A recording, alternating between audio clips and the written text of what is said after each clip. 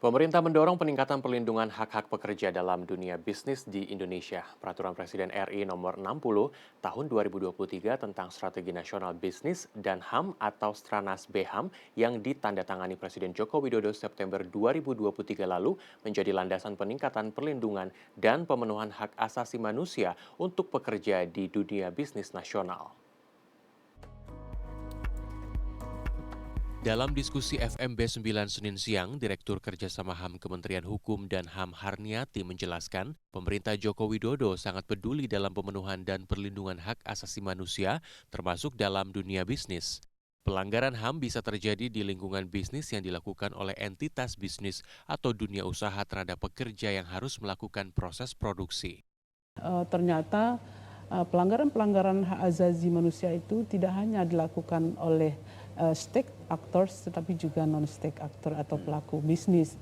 Oleh karena itu pada September 2023 pemerintah mengesahkan peraturan Presiden nomor 60 tahun 2023 tentang Strategi Nasional Bisnis dan HAM. Nah, Stranas Bisnis dan HAM ini adalah sangat tepat disahkan dan diundangkan oleh pemerintah karena banyaknya masukan-masukan dan komplain dari masyarakat. Harniati menambahkan, untuk memudahkan dunia usaha dalam menilai diri sendiri atau self-assessment terhadap pelaksanaan HAM di tempat kerja dapat dilakukan secara daring melalui aplikasi penilaian risiko bisnis dan HAM berbasis website secara sukarela. 228 pelaku usaha tercatat telah mendaftar dan 31 perusahaan diantaranya memenuhi persyaratan atau mendapatkan predikat hijau dengan 12 indikator dan 140 subindikator pelaksanaan HAM di lingkungan kerja. Menanggapi hal tersebut, Ketua Federasi Serikat Buruh Kerah Biru SPSI Royanto Purba menyambut positif kebijakan HAM untuk dunia bisnis tersebut. Diterbitkannya Perpres 60 tahun 2023 ini tentu sebenarnya harus kami akui ini adalah suatu kemajuan bahwa kami melihat ini adalah satu itikat baik dari pemerintah dalam hal seperti dikatakan tadi kan bahwa tentang HAM, bisnis HAM itu kan ada 3 pilar. Ya.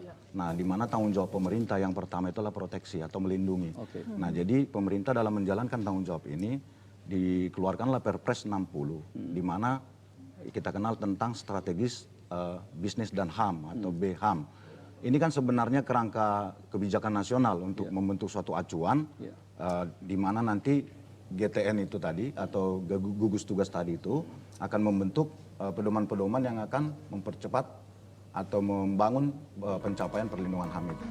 Royanto berharap pelaksanaan penilaian dan pemenuhan HAM dalam dunia bisnis di Indonesia dapat berupa mandatori atau kewajiban dan bukan voluntary atau sukarela seperti saat ini. Pengurus Yayasan Bina Swadaya, Eri Trinurini Adi mengatakan bisnis dan HAM merupakan keharusan dalam pembangunan berkelanjutan. Saya menyambut positif ya, menurut saya ini bahwa pemerintah menerapkan ini itu juga suatu langkah yang baik. Jadi beberapa contoh yang cukup maju kita lihat itu adalah di Jepang. Ya, di Jepang itu Stranasnya cukup maju. Itu sebetulnya dicirikan. Di sana juga masih voluntary.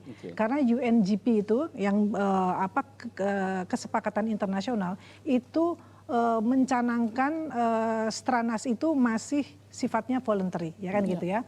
Jadi itu sifatnya masih ke sana. Nah, jadi kekuatannya yang saya pelajari dari Jepang itu adalah sosialisasinya di Jepang itu masif. Betul. Untuk menjamin kesuksesan pelaksanaan program tersebut, Eri menekankan ke semua pihak untuk terus menggencarkan sosialisasi strategi nasional bisnis dan HAM atau BHAM tersebut.